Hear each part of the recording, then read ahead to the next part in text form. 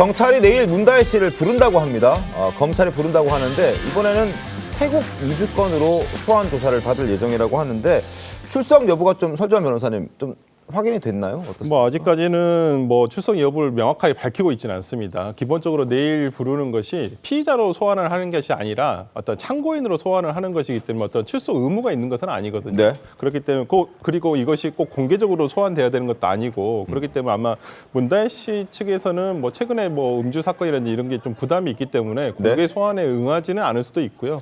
참고인 신분이기 때문에 어떤 서면 조사라든지 다른 방식으로 아니면 비공개 조사 형태로 아마 진행될 수도 있다라는 부분에서 내일 출석하지 않을 확률이 좀 높지 않냐 저는 그렇게 판단해 봅니다. 알겠습니다. 상황을 좀 지켜보도록 할 텐데 이것 외에도 수사를 받고 있는 게 꽤 있죠. 음주운전 사고와 관련된 것도 그중에 하나인데요. 저 그래픽이 준비가 되어 있습니다. 지금 치상협의를 기재했다고 하는데 경찰 측에서는 치상협의를 적용받게 되면 지금 5년 이하 징역형 또는 2천만 원 이하의 벌금형이 지금 부여된다고 합니다. 그런데 이걸 두고 이게 혐의가 지금 너무 처벌 수위가 낮은 것 아니냐라는 그런 지적들이 나오고 있는데 그건 왜 그렇습니까, 양은 변호사님? 예, 이게 사실 원래는 이제 그 센 혐의, 위험운전 치사상 혐의가 적용될 것이다. 이제 그런 예상이 있었잖아요. 네. 혐의를 구분해서 조금 말씀을 드리면은 음주운전을 술을 마셨다는 것이고 지금 영장에 기재된 교통사고 치상은 교통사고로 사람을 다치게 했다는 것이고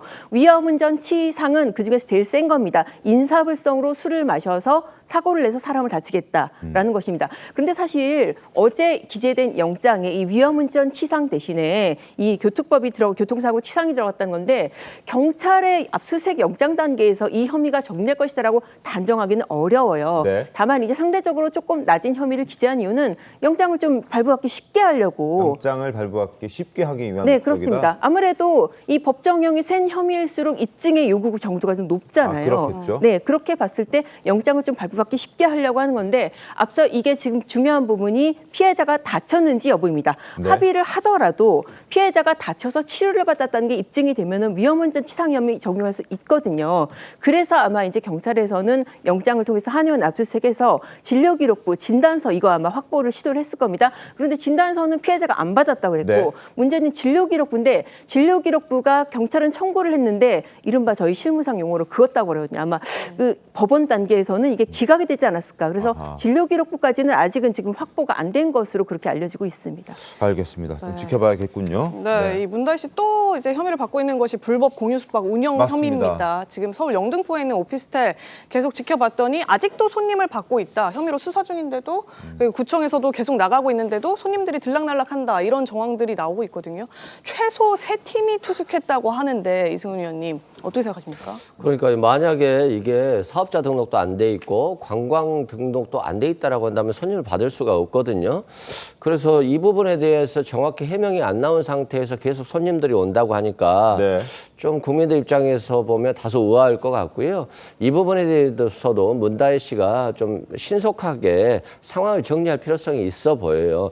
국민들이 음주운전을 했다고 해서 굉장히 안 좋은 시선을 가지고 있는데 자꾸 이런 숙박 문제까지도 해결하지 못하는 것 자체가 좀 불편해 보이거든요. 네. 빨리 좀 정리를 했으면 좋겠습니다. 설주환 변호사님, 지금 사실 이러한 내용들이 언론의 보도로 지금 나오고 있는 거거든요. 그러니까 경찰이라든지 구청이라든지 단속을 해야 되는 그곳에서는 제대로 단속을 안 하고 있는 것 아닌가 이러한 생각을 갖고 있는 국민들도 꽤 계실 것 같습니다. 이게 꼭 이 사건에 국한돼서가 아니라 제가 이 다른 이 불법 공유 숙박업을 운영하는 이 다른 글에서 한번 본 적이 있는데 이게 굉장히 어렵습니다. 왜 그러냐면 이 불법을 신고자가 입증을 해야 돼요.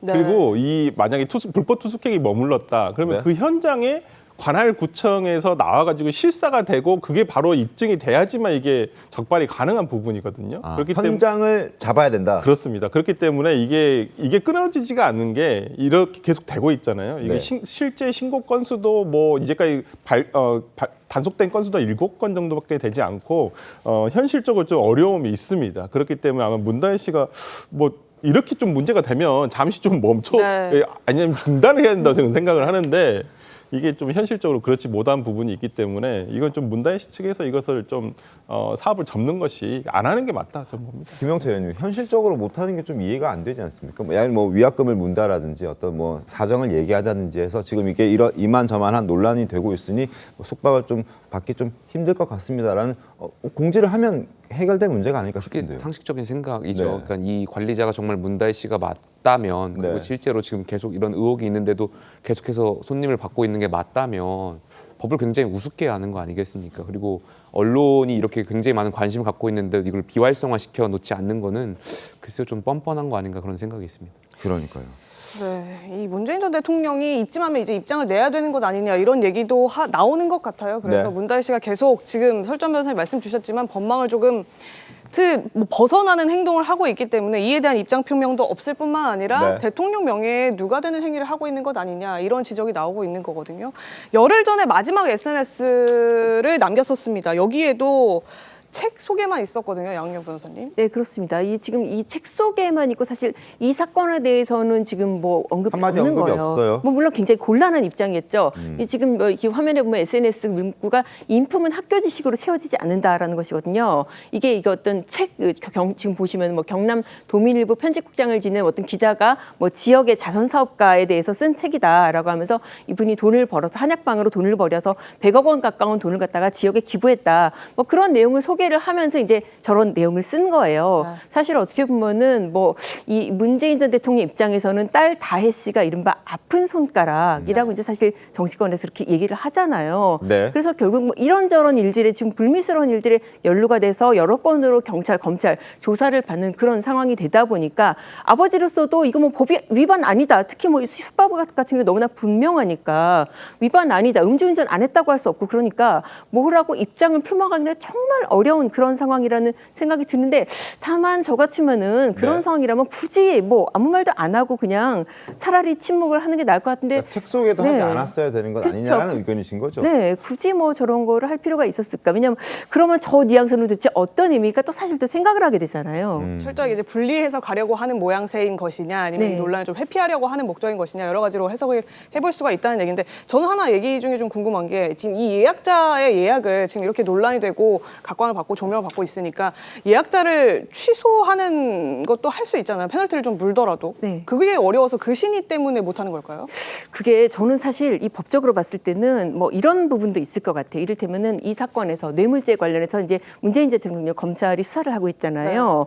그런데 이 뇌물죄에서 이 자녀한테 준 특혜에서 중요한 건 자녀가 독립생계를 유지하냐 여부거든요. 이거는 순전히 제 생각이긴 하지만은 문다혜 씨가 요가 강사라고는 하지만은 뭐 어떤 뚜렷한 수입원이 없다라고 일단 지금 알려지고 있는데 그게 아니고 나 이렇게 공유 숙박업을 한다. 라는 그런 어떻게 보면은 좀 주장할 거리를 만들기 위한 차원에서라도 이렇게 계속 조금 업을 유지하는 그런 부분도 있지 않을까. 왜냐하면은 본인이 독립생계를 유지한다는 게 인정이 되면은 자녀한테 특혜를 주더라도 이게 뇌물죄가 직접 뇌물죄가 안 될 수가 있거든요. 그래서 그런 차원의 의도도 어느 정도 있지 않을까. 제가 변호사라면은 물론 개인의 생각이긴 제가 합니다만. 개인이긴 한데 개인 경제 생각이긴 한데 공동체 이익을 부정하기 그렇습니다. 위한 이제 논리를 펴려는 것 그렇습니다. 아니냐. 나는 이렇게 해서 네. 독립생계를 영위하고 있다. 그렇게 주장할 수 있는 근거가 되지도 않을까 싶습니다. 물론 추정이십니다만. 네, 알겠습니다. 알겠습니다. 그 부분은 뭐 저희도 한번 좀 살펴보도록 하겠습니다.